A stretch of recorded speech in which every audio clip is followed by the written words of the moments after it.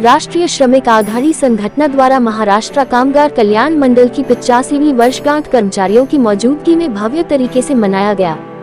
जी हां, आपको बता दें कि 2 दिसंबर 2023 शनिवार के दिन प्रभादेवी स्थित कामगार हॉल के परिसर में कर्मचारियों के लिए स्नेह मिलन कार्यक्रम का आयोजन किया गया, जहां पर बड़ी संख्या में लोगों ने अपनी उपस्थिति दर्ज कराई। इस मौके पर श्रमिकों के हक की बात की गई। इस कार्यक्रम को खास बनाया भाजपा के नेता मुकुंद कुलकर्णी जी व कल्याण आयुक्त श्री रविराज इल्वेजी ने, जहां मंच पर उपस्थित सभी अतिथियों स्वागत सत्कार किया गया।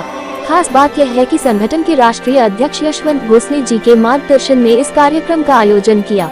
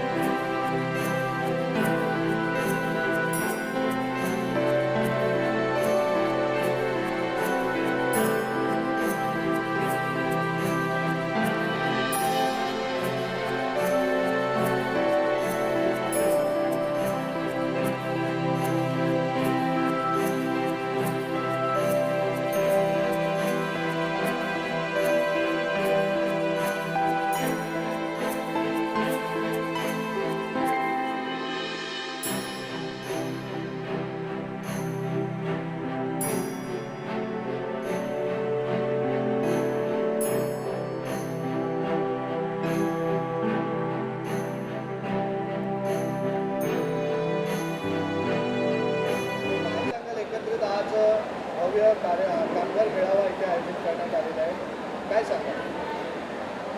महाराष्ट्र कामगार कल्याण मंडळ हे देशातलं पहिलं कामगार कल्याण मंडळ आहे, जे 1953ला स्थापन झालं। याच्यात स्थापनेपासून आत्तापर्यंतची जी वाटचाल आहे कामगार कल्याण मंडळाची, तर त्याच्यामध्ये काही प्रशासनिक स्वरूपाच्या काही अडचणी निश्चितपणे आहेत, परंतु त्या जास्तीत जास्त मार्गी लावण्याच्या दृष्टिकोनातून मागच्या 3 वर्षापासून मी प्रयत्नशील आहे।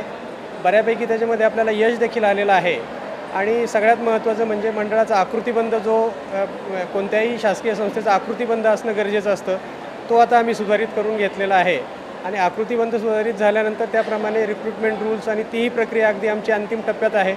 तर ह्या गोष्टीतून आपल्याला निश्चितपणे एक शासकीय धोरणाप्रमाणे शासन निर्णयाप्रमाणे आपल्याला इथे पुढे जाता येईल आणि या कर्मचाऱ्यांचे जे प्रश्न आहेत ते थोडेसे आर्थिक बाजूशी देखील संबंधित आहेत।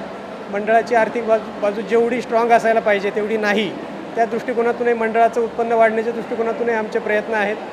कर्मचाऱ्यांची त्याच्यामध्ये चांगल्या पद्धतीने आम्हाला साथ मिळते आहे आणि मला विश्वास आहे की हे प्रश्न पुढच्या काही नजीकच्या कालावधीमध्ये निश्चितपणे मार्गी लागतील असं मला वाटतं आहे। शासनाचं मार्गदर्शन, शासनाच्या मान्यतेने आम्ही हे सगळे प्रश्न मार्गी लावण्याचा प्रयत्न करू। अजून कामगारांच्या हितासाठी काय नवीन अजून संकल्पना करण्यात आली, काय करण्यात येणार आहे? जसं मी माझ्या आता भाषणामध्ये सांगितलं, ते 57 लाख कामगार ह्या महाराष्ट्र कामगार कल्याण मंडळाशी संलग्न आहेत।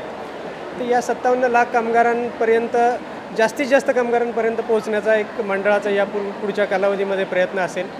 मंडळाच्या माध्यमातून कामगारांना जे आजच्या युगातले म्हणजे आजचे जे त्यांना जे भेडसावणारे प्रश्न आहेत तर ते सोडवण्याचा प्रयत्न आम्ही एक कल्याण मंडळाच्या माध्यमातून करणार आहोत। त्याच्यातले पहिले 2 जे प्रश्न आहेत ते आहेत की पाळणाघर। आज नवरा बायको दोघेही पती पत्नी काम करत असतात, त्यांच्या लहानग्या मुलांचं, त्यांच्या तान्ह्या मुलांच्या संगोपनाचा प्रश्न हा एक मोठा प्रश्न त्यांच्यासमोर असतो।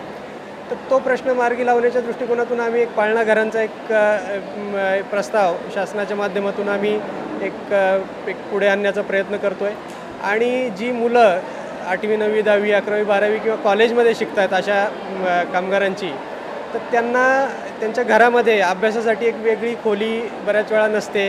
त्यांचा तो एक प्रश्न असतो। तो एक अभ्यासिका ज्या आहेत, जर आपण इथे जर खाली बघितलं या फर्स्ट फ्लोअरला जी अभ्यासिका आहे ती तुम्ही बघा, तर अशा पद्धतीच्या अभ्यासिका आम्ही राज्यभरामध्ये एक कामगार कल्याण मंडळाच्या माध्यमातून कामगारांना उपलब्ध करून देण्याचा आमचा प्रयत्न आहे आणि हे 2 एक चांगले उपक्रम आम्ही राबवतो आहे। कामगारांना क्रीडा फॅसिलिटी म्हणजे जे काही क्रीडा सुविधा असतात, जसं आता आपण इथे तुम्ही बघितलं तर रायफल शूटिंग रेंज आपण एक चांगली अद्ययावत अशी आपण स्थापन केलेली आहे।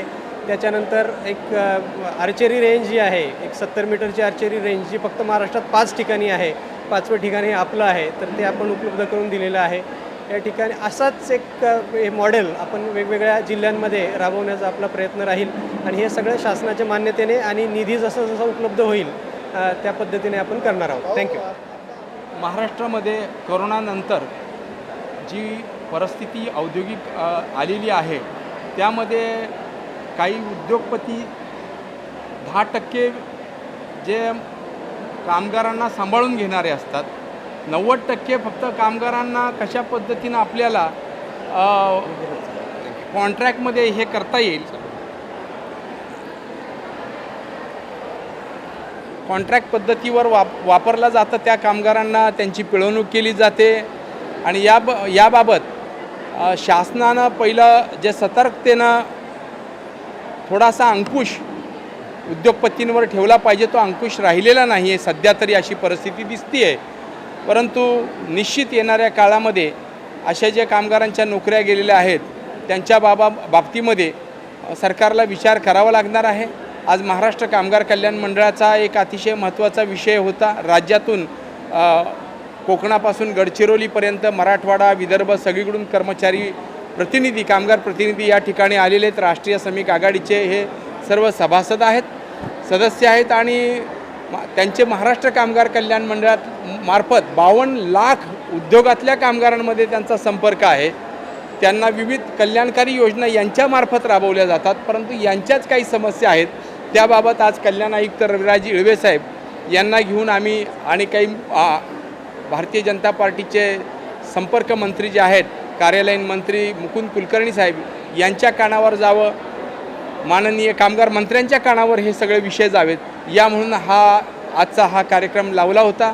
त्यामध्ये रविराज इळवे साहेबांचा आम्ही सन्मान पण केलेला आहे. बरं, येणाऱ्या काळामध्ये कामगार जर संघटित असेल तरच त्याचं भवितव्य आहे, अन्यथा खूप वाईट दिवस येणार आहेत. आपण सगळं बघताय, जाती व्यवस्थेवर सगळं विखुरलेलं आहे आणि मूलभूत प्रश्न हे बाजूला राहिलेले आहेत. आज ज्या संघटना रिझर्वेशनमध्ये साठी भांडत आहेत, मला त्यांनाच प्रश्न विचारायचा आहे की काय परमनंट नोकऱ्या राहिलेत का हो? शासनामध्ये 90% कंत्राटी पद्धत झाली आहे. आता परमनंट नोकऱ्याच नाही तर मग रिझर्वेशनसाठी समाजाला पेटवण्याचं काम चालू आहे. तर मूलभूत परमनंट नोकऱ्या टिकाव्यात म्हणून सर्व सामाजिक संघटनांनी, सर्व जातीय संघटनांनी एकत्र येऊन या लोकांना परमनंट नोकऱ्या मिळाव्यात यासाठी लढा पुकारावा, असं मी आव्हान आजच्या आपल्या मेळाव्याच्या अनुषंगाने मी करत आहे. काय नवीन संकल्पना इथे आज आपण घेतलेली आहे आणि काय नवीन कर्मचाऱ्यांसाठी धोरण आता नवीन त्यांच्याकडे तुम्ही पुढे आणणार आहेत जेणेकरून कामगारांना कुठेतरी त्याचा फायदा होईल? महाराष्ट्र कामगार कल्याण मंडळाच्या जे वर्षानुवर्ष अर्धवेळ कर्मचारी काम करत आहेत, 25-25 वर्ष आणि ते 8 तास काम करून सुद्धा अर्धवेळ कर्मचाऱ्यांप्रमाणे 4,000-5,000 रुपये त्यांना वेतन मिळतं आहे. त्यांची प्रचंड पिळवणूक होती आहे. त्यांना सेवेत कायम करावं आणि परमनंट कामगारांप्रमाणे अर्ध तरी पूर्ण वेतन द्यावं असं मागणी आम्ही केलेली आहे. 62 कोटी आमच्या मंडळाकडे निघत आहेत अर्धवेळ कर्मचाऱ्यांचे, त्याचा आज प्रस्ताव आम्ही देत आहोत. त्याचप्रमाणे 2005च्या भरती झालेल्या कर्मचाऱ्यांचा एक विषय आहे, 18 वर्ष त्यांना अनियमितता दाखवलेली आहे, ज्याच्यात या कर्मचाऱ्यांचा काही दोष नसतानाही त्यांचा बळी घेतला जात आहे. त्यावरून सुद्धा आज बोलणं झालेलं आहे. मे बी येणाऱ्या काळामध्ये देशातला अगदी पत्रकारांपासून उद्योगांपर्यंतचा सगळा कर्मचारी एकत्र आला तरच देश हा श्रमिकांचा राहील, अन्यथा हा ठेकेदार आणि भांडवलदारांचाच राहणार आहे.